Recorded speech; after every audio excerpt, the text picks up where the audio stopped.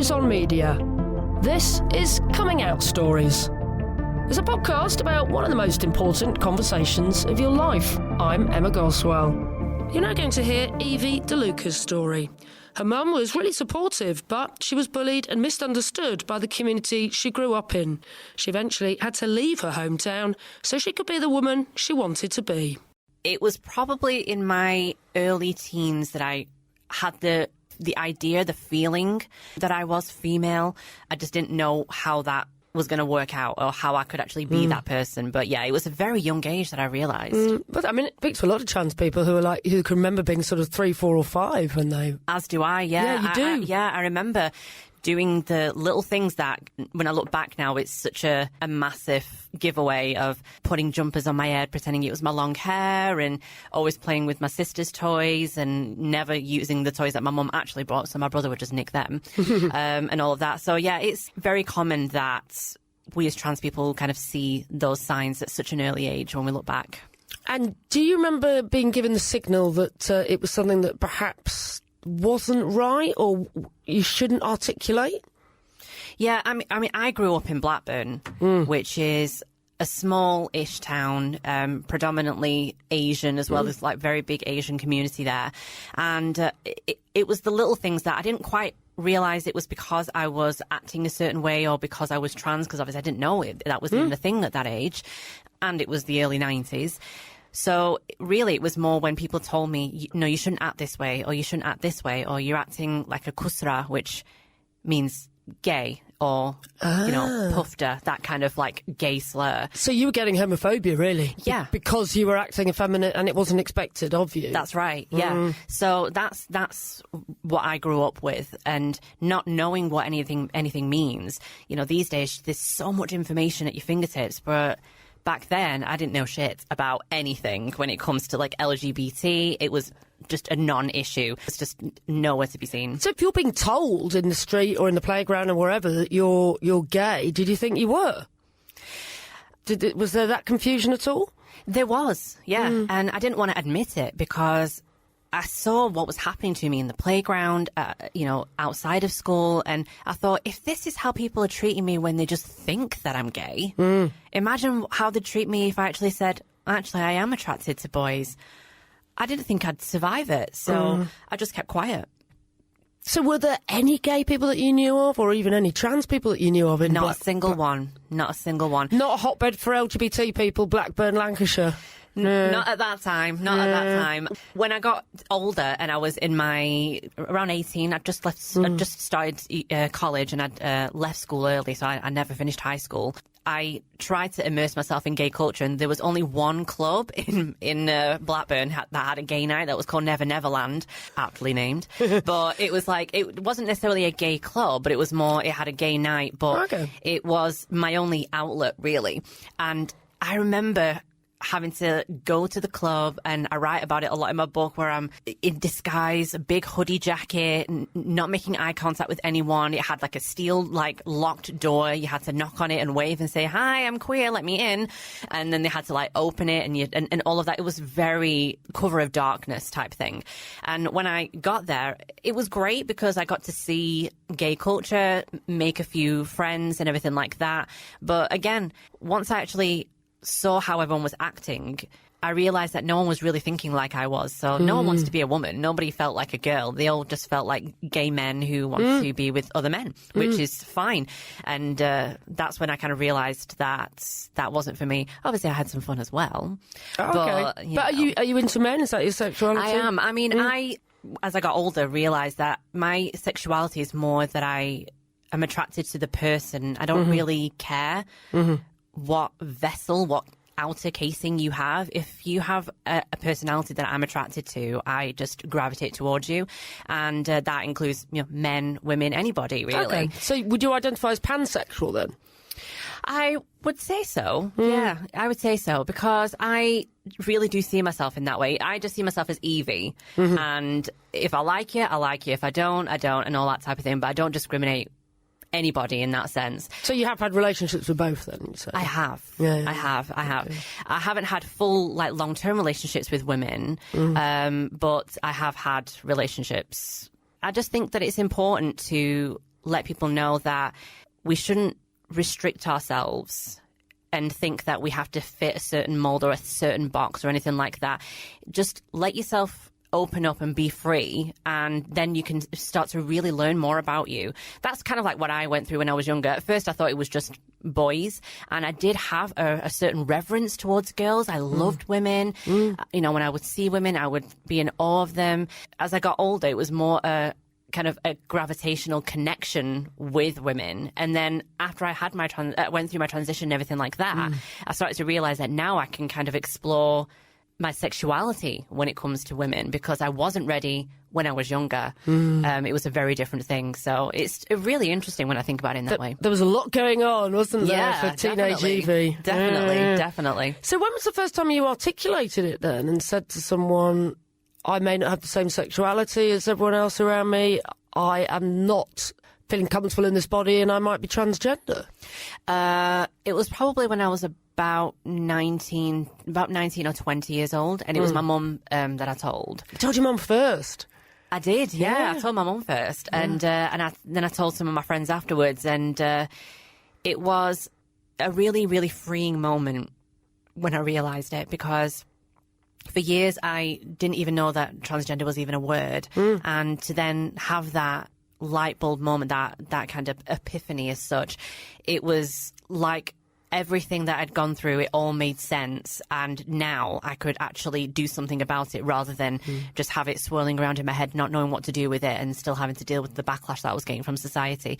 So it was really, really great. And my mum was so supportive about it as well. How did the conversation go then? I basically just told her, I said, I feel like I am a girl, and I know that I can actually be that now. I can actually be the girl that I know that I am. My mum's just like, I knew you'd say something like this to me at some point. I was just waiting for you to say it. Wow. Because I'd already came out to her as gay only a few years ago. And then it was a case of trying to fit that mold as such, because you think that, oh, well, if I'm gay, I must try and be gay or be the gayest and everything like that, but it just doesn't fit. How did that conversation go down even? Well, when I told her I was gay? It was actually in a shopping centre in Preston. Right. And we had a conversation about it. So, but instead of kind of saying, oh, you know, are you sure, or anything like that, instead it was, so when you were going to Oslo Twistle all those times with that friend that we didn't know about, was that really a boyfriend? I was like, yeah, it was. So really she was more interested in like, oh, so when you were doing this, or when you said you were going here, when you were doing that, is this what you were getting up to? And I just said, yeah, that's what was happening. And that's kind of like how it went with her. She's just great. She didn't seem like she's got too many issues with it then? Not a one, no. You described yourself as a trans Indian woman. Are they born and bred in India?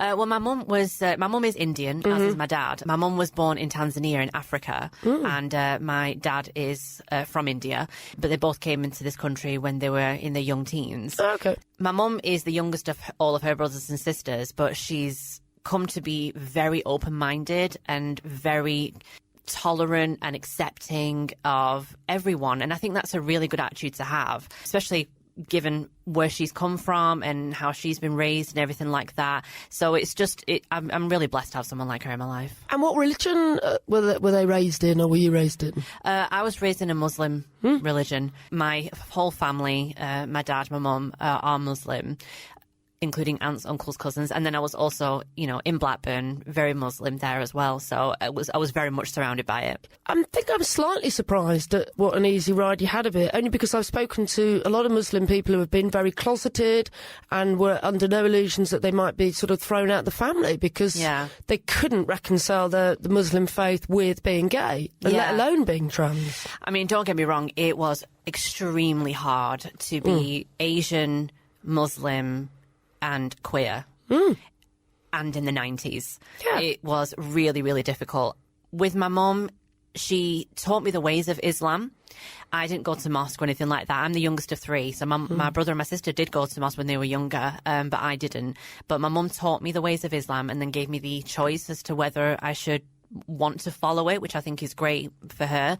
But really, the issues for me came from relatives and the Muslim community. It was like a daily thing. There wasn't a day that had gone by, whether it would be at school, out of school, anywhere, where I was being told that how I am and how I'm acting and who I think I'm going to be is going to bring shame, so don't do it. Otherwise, you'll be disowned, and more or less. And I even got that from my own GP when I actually went to them and said, this is how I feel. And he was like, yeah, you don't want to shame your family. Hang out with your brother more. Play football. Do boys things. This was your GP This was my Blackburn? GP. And this was when I was in my teens. And I went to my GP saying, this is how I feel. You know, I told my mum that I needed to go to the doctors because I wasn't feeling well, but actually this is what I wanted to say. And that's the response I got from them. So your GP didn't say, oh, I can recommend a good gender clinic? No. No, Nothing like that at all. And that's kind of like what I've grown up with. When you see it at school as well, where the majority of the bullying is coming from other Asian people because they don't like how you're acting and you're not fitting in and you're not doing this, so let's just target you. That's how it kind of panned out for me, which made me basically think that who I am is wrong, and it's almost as if I shouldn't even exist because of who I am. But yet your immediate family were being very supportive by the sounds of it. Yeah, I mean, my mum was really supportive when I did tell her I was trans. My brother and my sister, they understood it to an extent, but I still made the decision, and my mum was heartbroken when I did, to leave Blackburn because I knew that I couldn't be trans and be in Blackburn. Right. Because I write about it in my book about how hard it was when I realised that I was trans, and I didn't want to wait to transition. I didn't want to be like, oh, I'll just wait until I move to Manchester and I'll wait until I do this. Like, no, I need to do it now. I can't wait. And I was working in Manchester at the time, but living in Blackburn, and I chose to transition at home and travel to Manchester every single day without my brother or my sister even knowing that I was trans. They had no idea that I was trans, but I was still getting dressed, getting on the train, going to work, coming home, and the only person that knew what I was doing was my mum. So at what stage were you getting dressed into feminine attire then? So I would literally be at home, I'd wake up super early, do basic foundation and put my outfit on, tuck all of that, then put a massive long bomber jacket on with a hood, make it to the train station without any eye contact, get to my job, then go into the accessible toilets, put on the rest, put on the chicken fillets, the heels, go into work, do an 8-hour shift, and then just do it in repeat backwards. And I did that for months while I saved up to move to Manchester because I couldn't wait. That sounds incredibly hard, Yvy. Yeah, it was so hard. And some of the times when I was on the train and someone would clock me, it was the most frightening moments of my life. And I write about one of those particular moments in my book. And when my mum read it, she told me that she was heartbroken when she read that she didn't know that happened. What, someone gave you transphobia and abuse? Yeah. From a stranger? Yeah. And it was so hard because I'm sitting there on a train with half makeup on because I couldn't take everything off, and trying my best to look manly, look butch, but at the same time it's just not working. I went through all of that just so I could be me, and it's so tough. And to be an Asian person as well, it's almost as if there's like an added toughness, like an added pressure to it as well. You have to kind of like work with that. So you were playing a role, weren't you? But you were playing two parts. Yeah, I was. It was really, really tough because I didn't know what else to do. So you're trying to act like a man while you're in Blackburn and then be a woman in Manchester. Yeah. And within a day, you're two different people. Yeah. And it's insane. It's insane. And then when I'm at work, when I got to work, I had to act like I was this person that loved wearing 4 layers of foundation and eyeshadow and lipstick, when really I'm not. I'm a jeans and T-shirt girl, hair tied up, no makeup. But I couldn't do that because I had to cover up the 5 o'clock shadow. I had to do all of that. So I had to play that role as well. So how did your work take your transition? Some were okay about it and some were not. And that was really tough. And we're talking early 2000s now. And it was really rough because I had the same issue that we're still seeing now, which is people complaining that I'm using the women's toilets. I was basically assaulted at work. Someone attacked me and it was vicious. And At work? At work. Mm-hmm. But what about talking to your bosses and to management? Did they support you through your transition when you came out to them? To an extent. I did have some support from my manager and everything like that. But again, I was even pulled in for a complaint that was made against me about using the wrong toilets. And I'm like, are you sure you want to be doing this? Because this isn't going to end well for you. And it's just one of those things where I had to work through all of those obstacles. There's just so many. And it's so crazy because when you think about it, I'm just living my life. I'm not really bothering anybody. But apparently people have an issue. It strikes me that you're an incredibly strong and determined woman. And where does that come from, do you think? Because you have had to face so much adversity to be the woman you are today. Yeah, I definitely get that from my mum. She has a strength and resilience that I've never seen before. And it's clear that I get it from her, most definitely. Yeah, well, it's interesting you told her first. So did your brother and sister come round? Did they sort of get it in the end? Yeah, I mean, my sister was pretty much kind of, yeah, you just do your thing and everything like that. And when I moved to Manchester, it wasn't a case of I never spoke to them again or anything like that. It was more a case of they're living their lives and I'm living mine, which is very much how we were when we all lived together. And that was it. And with my brother, it wasn't like we had this really tight bond anyway. So when I moved away, I did see him if I did go back to Blackburn every now and then. But as that became less and less, I started to see him less and less. And then it turned out that I didn't really see him for a very long time. But our relationship now is really good. Fab. And you haven't mentioned your dad yet. Is he still around? He is somewhere in the world, I suppose. Okay. To me, he is really a non-issue because he was never really present. If I'm honest. He's not really been in your life? No. Okay. I just remember him just being just this person that lived with us and then he decided to leave and that was it really. So it's a case of I don't really feel like he is a factor in any of it. Okay. So what's it like now then when you go back to Blackburn as Yvy, the woman you are today? Do you feel like the community supports you? You know what? It's really interesting you asked that because I recently went back to Blackburn after not being back for years and I saw things in such a positive way. And when I saw everyone and I saw my family and everything, it was so uplifting and it was so great. And when I walked around town and all these areas in town that I remember from my childhood that were once quite a negative thing, I look at it now and go, wow, I learned so much from that experience. Wow. So it's actually really great now. When I went back to Blackburn, I actually had a really good time. So yeah. That's interesting. Yeah. Wow. And I bet you couldn't have believed it from like the teenage Yvy to who you are now. That's it. Yeah, definitely. And I saw areas where I'm like, oh my God, I forgot about that memory. Book 2. So it's very much kind of that. So I'm really glad that I'm in this kind of state of mind now because it really shows that you can learn from every single thing that you've gone through and let go of it and then turn it into something positive. So you mentioned your book a couple of times. Tell us what it's called and why you wanted to write it.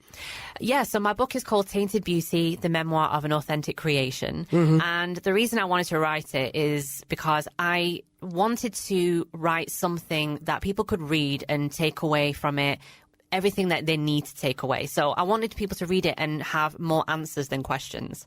But it is your life story, isn't it? It definitely is. And I don't hold back with it because I don't want it to read as a textbook or a how-to guide or anything like that. I just want it to be real. And that's really what I wanted when I was going through my transition. I wanted to read something from a realistic standpoint, not from a clinical standpoint. And that's why I did it. Yeah, but if you want to find out even more about Yvy, I will suggest reading that. But also, it's not for the faint-hearted or the prudish, is it? It's quite sexy. It definitely is, from the jump. Well, it starts with a sex scene. It starts with you explaining having sex with this guy in a hotel in London, doesn't it? Oh, yeah. Oh, no, he took me back to his apartment. Oh, sorry. Yeah. Sorry. Yeah. We had drinks at the hotel. Oh, right, okay. Yeah, my mum had a laugh reading that. So, yeah, it's definitely very, very sexy. I think it's a really important thing as well to talk about that. And a lot of people, especially trans people, you know, we're very guarded when it comes to our stories and everything. We're not as open as we want to be, and that's okay. But I think if you are in a position to talk about your experiences and it can help someone, then just do it, and that's why I did it. Yeah, think a lot of trans people don't want to talk about their private lives or their sex lives in particular. Yeah, and I think sex is it's such an important part of anybody, really. Yeah. And I think if I was going to write about it, I was going to go full throttle with it. And some of it I'm even a bit uncomfortable with because I'm talking about my sex life before I transitioned. So it's like, oh, do I really want to talk about myself in that way? But it's like, yeah, actually, because that is an experience that I had and I've learned from it. So write about it and, yeah, make it juicy. Yeah, you lived it and you experienced hell it. yeah. Can I just ask you, because a lot of trans people just want to pass and they just, that I totally get as well. But for you, I get the sense that you're very out and proud as a trans woman. Yeah. And you're happy letting people know that you are trans. Why is that? I think it's because for a long time, I have been passing. I've been, I can walk down the street and no one really knows. No one clocks me or anything like that. And I think I've taken that kind of luxury for granted for many years. When I started my transition, that wasn't the case. And there were telltale signs and everything like that. And as the years went on, I just started to get into a mode of I'm just living my life, I'm just getting on with it. So I don't really need to broadcast it for everyone. And that was it. When I started thinking about writing my book, that's when I started to think, actually, I'm taking a luxury for granted. And there are a lot of people out there who are going through the process, who maybe have been going through it for many, many years and still aren't able to pass in society. But we shouldn't be made to feel that that's what the goal is, because we shouldn't pass for anything other than ourselves. And that's why I wanted to come out and kind of be a really, really open, proud trans woman, because I don't want people to think that, yeah, you need to pass because you need to make other people comfortable. It's like, no, just look like yourself, and that's all that matters. Well said. So finally, I always like to end on this question. What advice would you give? And I think particularly to perhaps people listening in the Indian community and in the Muslim community who were questioning their gender identity or their sexuality and scared to come forward and didn't have the sort of guts that you've had. I think what I would say to those people is stay true to who you are, because what you're feeling and what you know to be true inside you as that authentic creation is true, is correct. Don't doubt that. So go full force with it and don't be afraid, because the people that are meant to stay in your life, they will stay in your life. And you might be like me and you might lose all your family relations, all this, that, and the other, and just keep the ones that are meant to be in your life, and that's all that matters. And don't think that you need to conform to anybody, because one thing my mum said to me is, don't ever think that you need to be someone else to please me, because when I'm dead and I'm gone, who the hell are you going to be pleasing? I like the sound of your mother. She's a wise woman. Yeah, so she's like, no one, and you would have wasted your life. So you go and do your thing, and as long as you're happy, I will be behind you. And even if you do lose family, there's going to be people who are going to be in your life who you can meet, like me, who can be your family, who can be your support, because you're not by yourself whatsoever. The wonderful story of Yvy. And of course, if you want to find out more, you can get Yvy De Luca's book, Tainted Beauty, the memoir of an authentic creation. Please do subscribe wherever you get your podcasts from. We'd also love to hear from you on Twitter. You can find us there at Come Out Stories. I'm Emma Goswell, and Coming Out Stories is a What Goes On media production. Next time round, you'll hear from the author, Lev A.C. Rosen, who grew up in a liberal Jewish household in 90s New York. He didn't think he should have to come out as gay because, well, straight people don't have to do it, do they? He didn't want to make a big deal out of it. But he could never have guessed his mother's response. After my first year of college, my mother was driving me somewhere, I don't remember, but I was talking about a guy I dated. Like, that's how I did it. I was just like, this guy broke up with me. I was sad about it. So I was talking to my mom, and she said to me, you know, Lev, when I had two boys, I thought I would be able to avoid this. But let me tell you something that my mother told me. Men are scum.